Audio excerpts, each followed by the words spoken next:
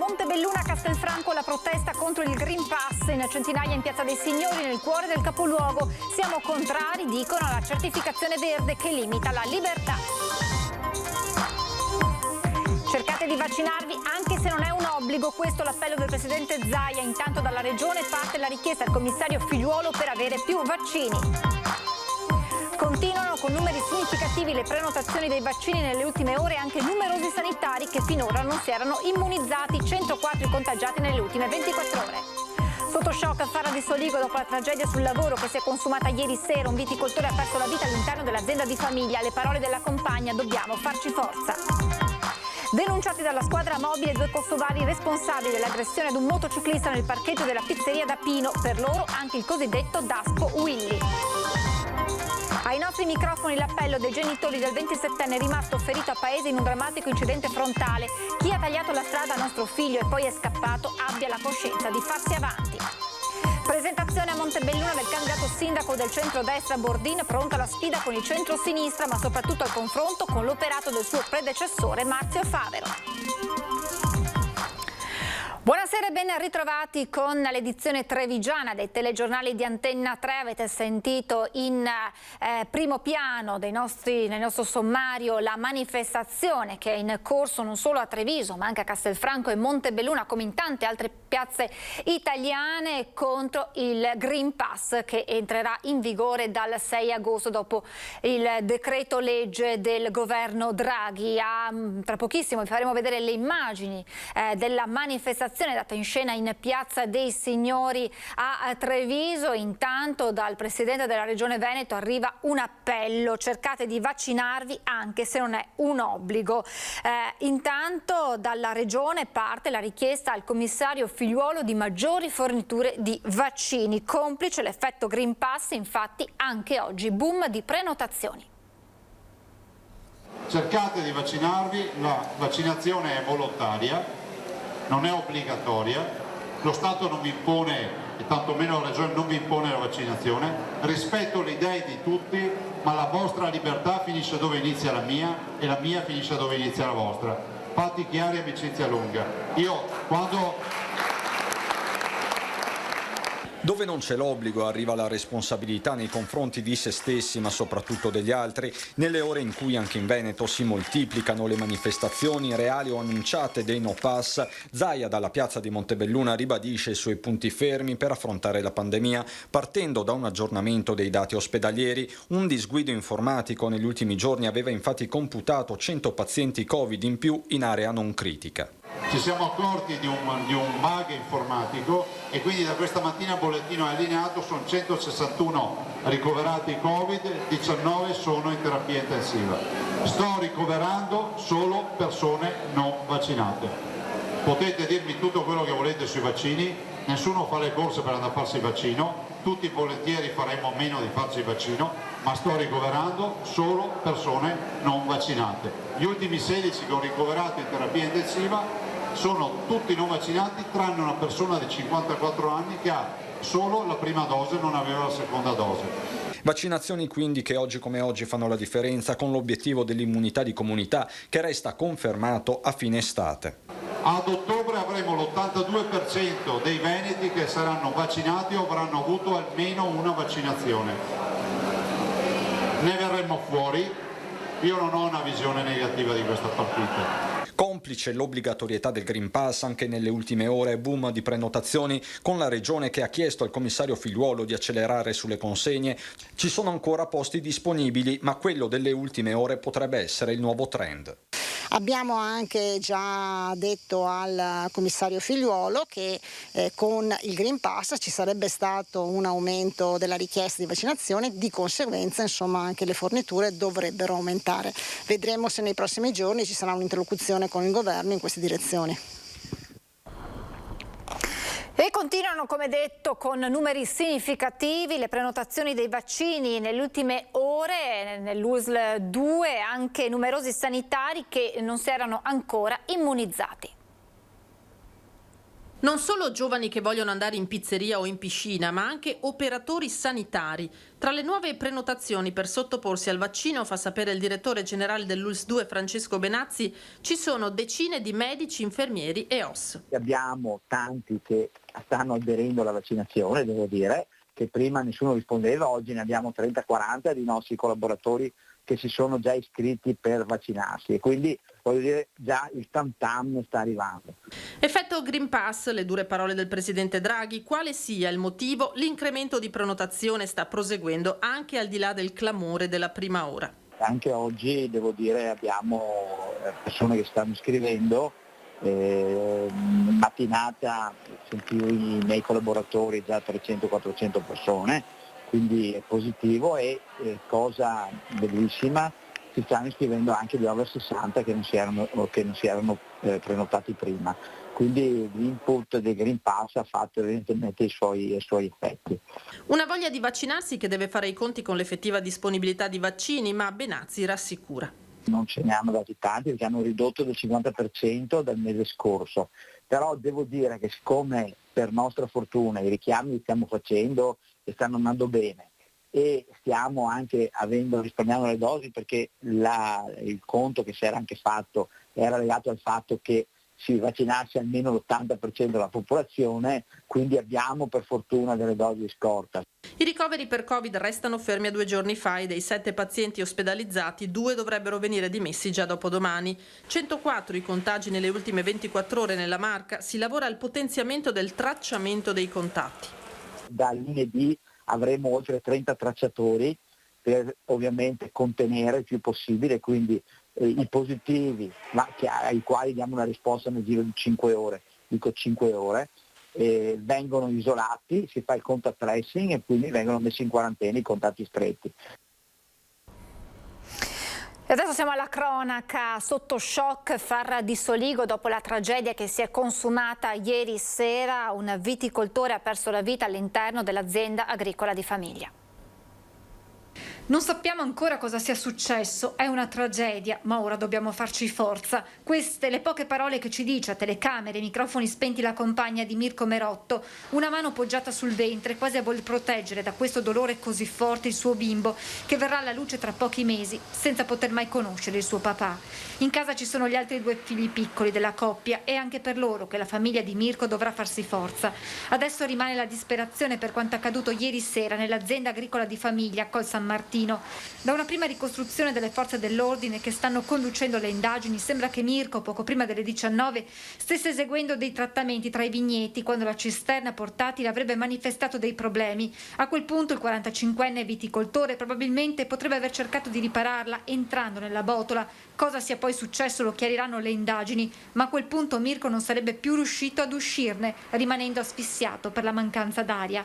A trovarlo il padre, titolare dell'azienda agricola, immediata la chiamata ai soccorsi. Sul posto sono arrivati i vigili del fuoco e i sanitari del SUEM, ma purtroppo il cuore di Mirko aveva già smesso di battere. Nell'azienda agricola sono giunti anche i carabinieri e i tecnici dello Spisal, a loro il compito di ricostruire l'accaduto. La notizia della tragica morte di Mirko ha fatto subito il giro di Farra di Soligo e della frazione di Col San Martino, dove la famiglia Merotto è molto conosciuta. Una tragedia che ha lasciato veramente tutti quanti basiti, perché non ci si aspetta mai una cosa del genere, e una famiglia fra l'altro conosciuta perché l'azienda è un'azienda storica fondata ancora dal padre Siro e quindi veramente non ci sono parole per definire quello che purtroppo è successo ieri sera. Il sindaco Perencina ieri sera, appena presa la notizia, si è recato sul luogo della tragedia. Ha trascorso 2 ore con i familiari chiusi nel loro straziante dolore. Io ieri sera, subito quando ho saputo, mi sono precipitato lì e daremo tutta la disponibilità e tutto quello che serve, insomma, per non lasciarli soli e per dare il supporto che serve alla madre e alla famiglia. Una tragedia che ripropone il tema della sicurezza in agricoltura, impegno massimo da parte delle associazioni e della politica. Siamo vicini alla famiglia perché è un nostro collega, è un agricoltore come noi, come sono io e ci fa enorme dispiacere. La morte di Mirko Merotto ha sconvolto non solo la comunità di Farra di Soligo, ma anche tutti i suoi colleghi. Il pensiero va alla compagna, ai figli, ai genitori del viticoltore che ha perso la vita mentre stava facendo quel lavoro che amava. Per noi agricoltori, spiega Valerio Nadal, è molto di più di un lavoro, è una passione.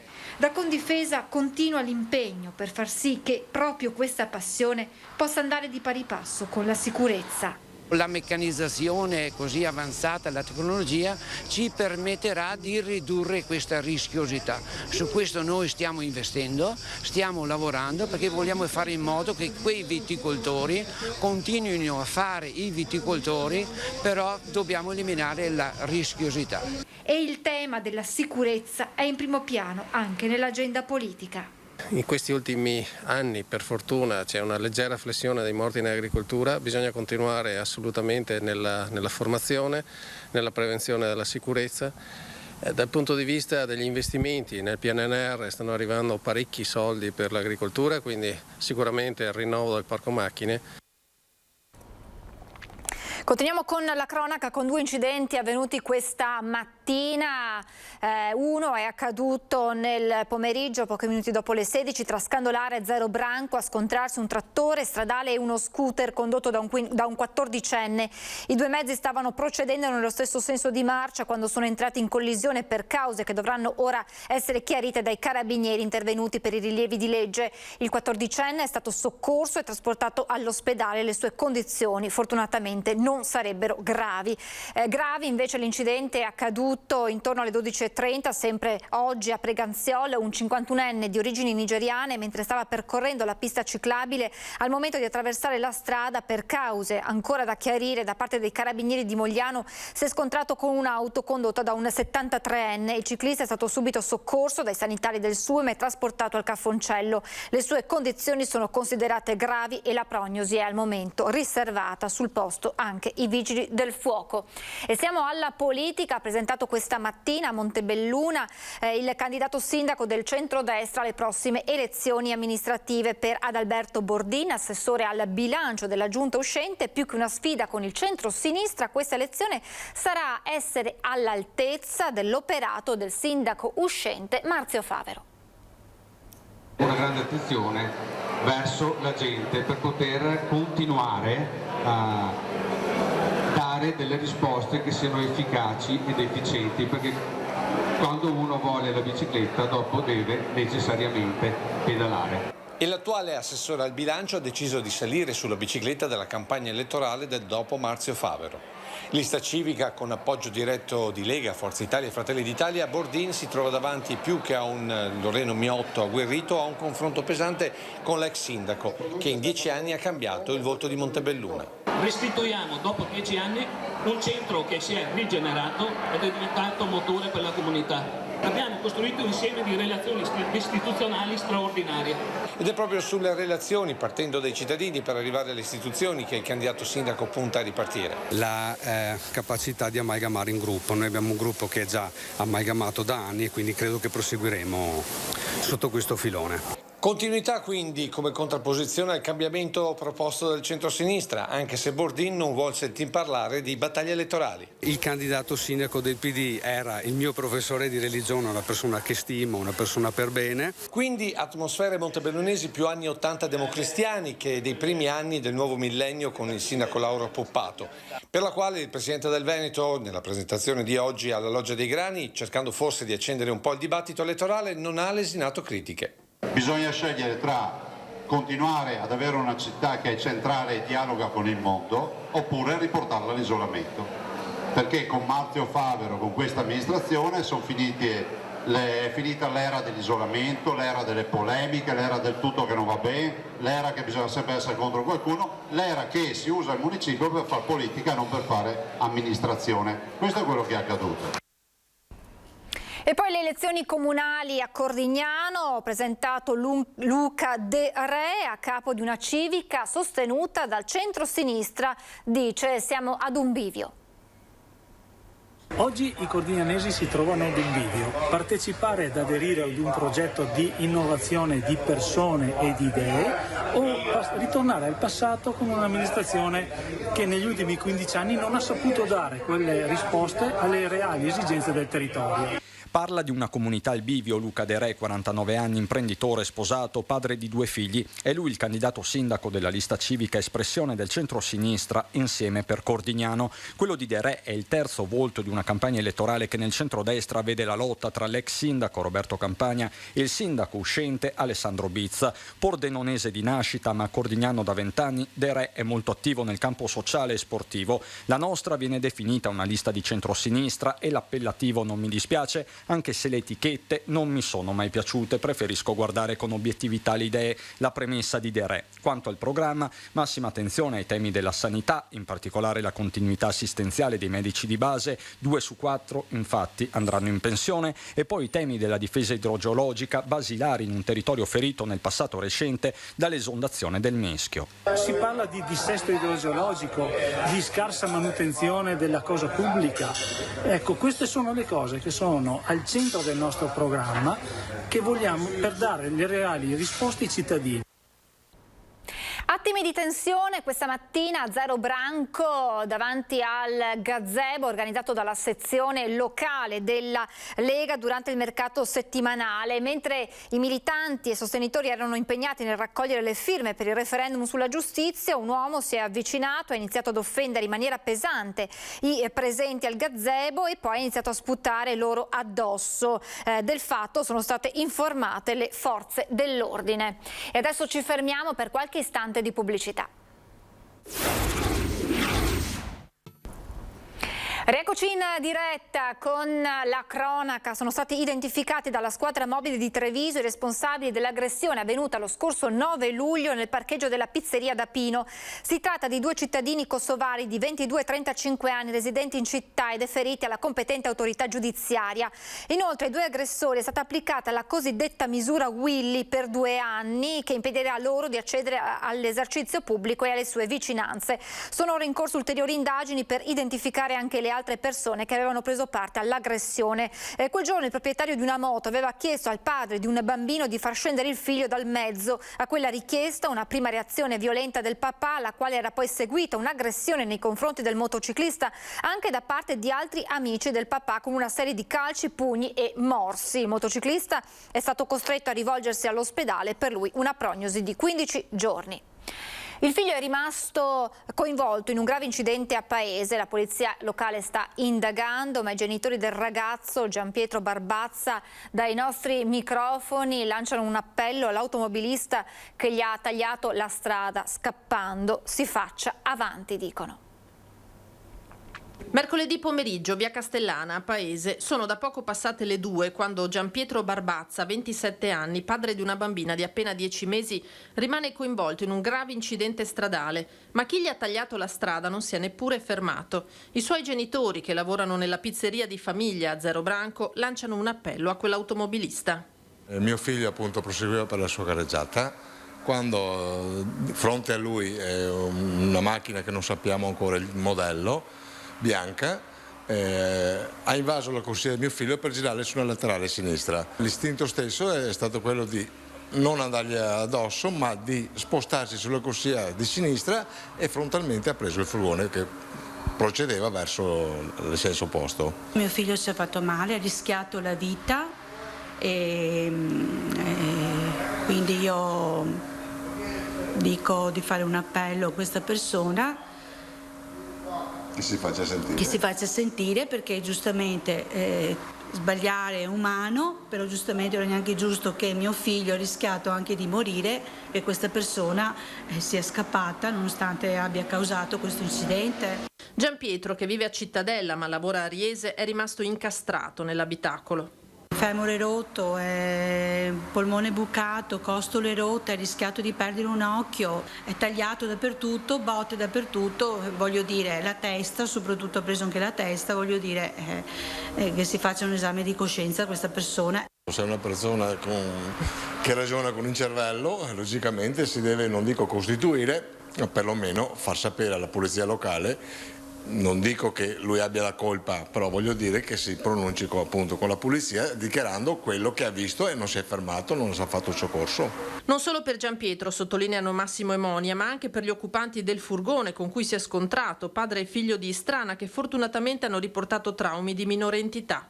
E naturalmente ci sono anche i danni economici, macchina distrutta. Sì, logicamente appunto anche i danni economici, non è che sia una cosa che sto valutando perché non mi interessa la vita. Saranno celebrati martedì mattina i funerali di Fabio Pavan, il sub di 55 anni morto nei giorni scorsi in Sardegna durante un'immersione, colto probabilmente da malore. Nel suo profilo Facebook i familiari lo ricordano con le parole della poesia San Martino di Giosuè Carducci, annunciando poi le esequie martedì mattina alle 10 presso il campo della Pro Loco di Sant'Angelo in via Papaleone III a Treviso. Per chi lo desidera, in memoria di Fabio può indossare un indumento blu, come il mare che amava tanto. Prevenzione fatta dai giovani per i giovani, 2 progetti del Comune per sensibilizzare ai temi di abuso di alcol e sostanze stupefacenti. 200.000 euro dalla Presidenza del Consiglio dei Ministri per un progetto presentato dal Comando di Polizia Locale di Treviso per la prevenzione dei problemi legati ad alcol e stupefacenti per chi si mette alla guida. Si tratta di un concorso per studenti di 17 e 18 anni degli istituti di Treviso che realizzeranno delle videoclip sul tema. Una sensibilizzazione fatta da giovani e rivolta a loro coetanei. Una bella opportunità vinta da questo progetto della Polizia Locale. Insieme al Comune di Verona siamo le prime 2 città capoluogo ad aver ottenuto questi fondi, che ci consente e ci consentirà di comunicare ai giovani attraverso i giovani. Non solo, l'amministrazione si rivolge ai giovani in termini di prevenzione anche con un altro progetto, una campagna estiva in cui educatori e psicologi intercetteranno i ragazzi per prevenire l'abuso di alcol e sostanze e informarli sulla serie di servizi attivi nel territorio, anche alla luce dell'aumento di consumo di alcolici, effetto di lockdown e mancanza di socialità. C'è stato un aumento del consumo di bevande alcoliche sia nella popolazione adulta e nella popolazione invece più giovane. Il consumo è aumentato in maniera importante proprio durante i lockdown. Nei giovani lo verifichiamo un po' di più adesso rispetto a qualche tempo fa. 8 uscite a Villa Margherita nell'ambito del progetto 1630 e durante la rassegna Suoni di Marca con postazioni ad hoc con materiale e strumentazione per la rilevazione del tasso di alcolemia. Un progetto pensato non per puntare il dito, ha detto il primo cittadino, ma per tendere una mano. Sarà in campo la comunità giovanile di Conegliano, quindi parliamo di operatori preparati ma soprattutto giovani che ingaggeranno i giovani. Un progetto studiato dal Comune di Treviso con il SERD e la comunità giovanile che ha una buona esperienza proprio di iniziative di questo tipo, ma soprattutto coinvolgendo gli eventi e i ragazzi che partecipano negli eventi. Vi abbiamo annunciato in apertura la manifestazione andata in scena in diverse piazze italiane e trevigiane, tra cui il capoluogo, Piazza dei Signori a Treviso, la manifestazione contro il Green Pass. Allora vediamo com'è andata.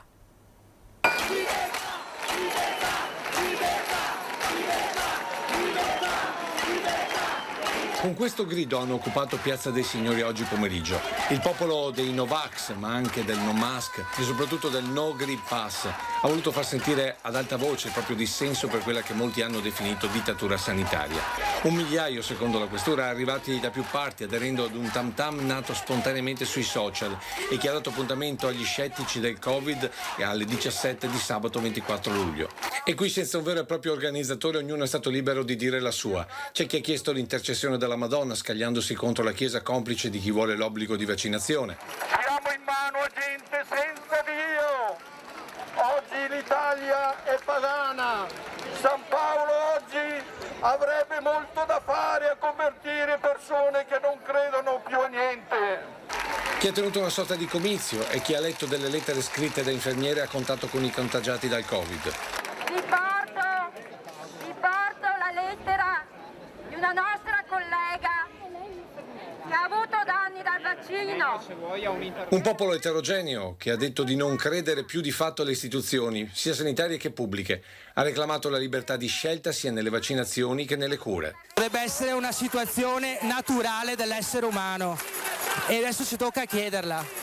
abbiamo dei diritti costituzionali che ci vengono concessi, dovremmo averceli naturalmente, no? E invece vengono concessi, ci vengono dati dai nostri governanti. Siamo qui per volere quello che dovrebbe essere già nostro. Ed è il momento di aprire la pagina con le notizie da Belluno e provincia.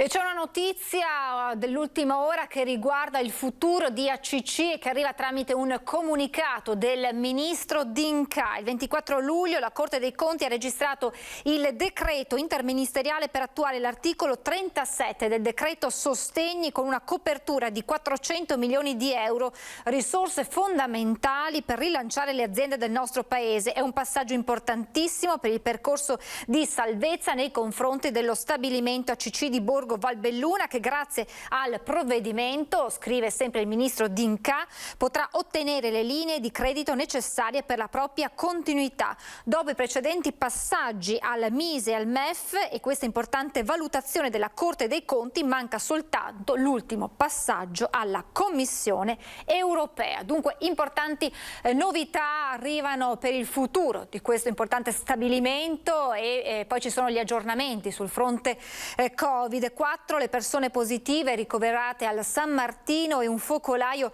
rilevato a Belluno. È in crescita la casistica dei contagi nel bellunese, con numeri di poco inferiori a quanto rilevato nelle altre ULSS del Veneto. Stamattina seduta di vaccini per i giocatori della Lazio in ritiro ad Auronzo. 4 persone ricoverate al San Martino di Belluno in poco più di 24 ore. La porta del pronto soccorso Covid si è riaperta per accogliere 4 pazienti, 2 giovani rispettivamente di 27 e 28 anni e 2 anziani, un bellunese di 87 anni e una turista di 85. Tutti sono ricoverati nel reparto di malattie infettive e fortunatamente le loro condizioni allo stato non destano preoccupazioni. Il bollettino di Azienda Zero emesso questa mattina alle 8 dice che sono 13 nuovi casi positivi nelle ultime 24 ore e che il numero complessivo delle persone contagiate è pari a 148. Fra questi si rileva un nuovo, seppur piccolo focolaio registrato a Belluno in centro città. L'ULSS Dolomiti invita tutti coloro i quali si sono intrattenuti nei locali del centro nella serata di sabato 17 luglio a sottoporsi a tampone. La casistica riscontrata nel bellunese è in crescita, sia pure se i numeri sono in linea con quanto rilevato nelle altre ULSS del Veneto. L'attenzione è massima. Stamattina ad Auronzo seduta di vaccini per i giocatori della Lazio, che è in ritiro nella cittadina ai piedi delle 3 cime di Lavaredo. Il presidente Lotito ha chiesto al nostro presidente se era possibile vaccinare la squadra, il team in questo contesto durante il ritiro, e quindi abbiamo organizzato questo momento. Un'iniziativa che si aggiunge a quella organizzata nel bellunese per tutte le squadre sportive del territorio grazie all'interessamento delle società e dei comuni. La cronaca: una bambina di 9 anni è stata investita stamattina attorno alle 9:15 tra il centro di Cesio Maggiore e la frazione di Soranzene. Ora si trova ricoverata in gravi condizioni all'ospedale di Padova. La bambina è stata travolta da un monovolume guidata da una donna del posto. Le cause dell'incidente sono al vaglio dei carabinieri di Feltre. In seguito all'incidente la conducente è stata accolta da malore e trasportata per accertamenti al Santa Maria del Prato. Un altro grave incidente è accaduto ieri sera, poco prima della mezzanotte, tra Villa Piera e Anzù di Feltre. Villa Paiera e Anzù di Feltre, scusate. Un motociclista della zona di 41 anni si è scontrato con una cerva. La sua moto dopo l'impatto è finita oltre la carreggiata. A soccorrere l'uomo e a dare l'allarme è stato un residente della zona che ha sentito il rumore dell'impatto e si è precipitato fuori dalla sua abitazione per capire cosa fosse accaduto. L'uomo è stato intubato sul posto e portato al Santa Maria del Prato, dove dopo i primi accertamenti i sanitari ne hanno disposto il trasferimento a Treviso con l'Eli Ambulanza di Trento. Non si placano le proteste dopo la sentenza della Corte Costituzionale che ha confermato i vincoli ambientali nelle aree del Comelico e di Auronzo. Una condanna a morte, afferma la presidente di Confindustria Belluno Dolomiti, Lorraine Berton, che chiede alle istituzioni bellunesi di muoversi con una sola voce e ai ministri bellunesi di trovare tutte le soluzioni utili a risolvere la questione una volta per tutte, anche dal punto di vista normativo. normativo. In uno Stato di diritto le sentenze si rispettano, scrive la Presidente Berton, ma qui siamo di fronte ad un principio che nella pratica è esiziale per un intero territorio. Siamo oltre l'irragionevolezza. Voltiamo pagina, ormai è diventata una tradizione e a giudicarselo è motivo di legittimo orgoglio. Parliamo del premio Pelmo d'Oro giunto alla sua 23esima edizione.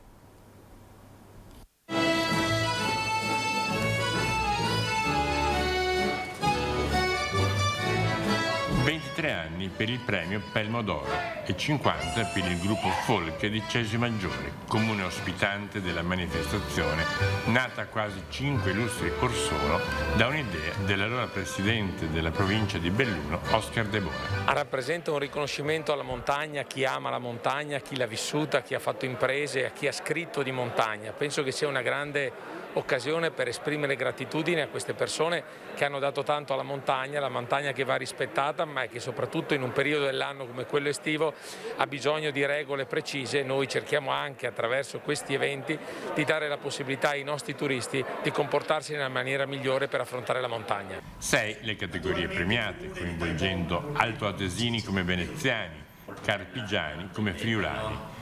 3 i premi speciali e poi quelli per alpinismo in attività, carriera alpinistica e per la cultura alpina. Quest'ultimo assegnato, in virtù delle sue tante pubblicazioni, al bellunese Giuliano Dal Mas. Nella vita ricevere il Pelmo d'Oro cosa vuol dire? Per me costituisce una grande soddisfazione, praticamente è un punto d'arrivo. Ed è tutto per questa edizione, vi lascio alle previsioni meteo, grazie per essere stati in nostra compagnia e buona serata.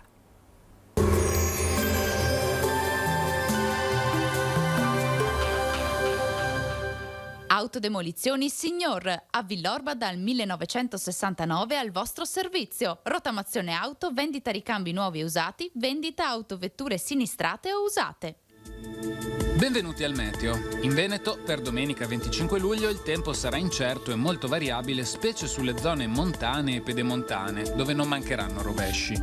Minime dai 19 gradi di Belluno, massime fino ai 36 gradi di Rovigo. Per lo più nuvoloso anche in Friuli Venezia Giulia. Temporali sono previsti tra Udine e Pordenone e nella fascia alpina. Temperature minime intorno ai 19, massime fino ai 32 gradi. Mare da calmo a poco mosso. Tempo instabile anche in Trentino Alto Adige, dove si prevedono temporali e rovesci soprattutto nella fascia meridionale. Temperature minime da 19 gradi, le massime invece potranno toccare i 33 gradi. Dal Meteo è tutto, arrivederci.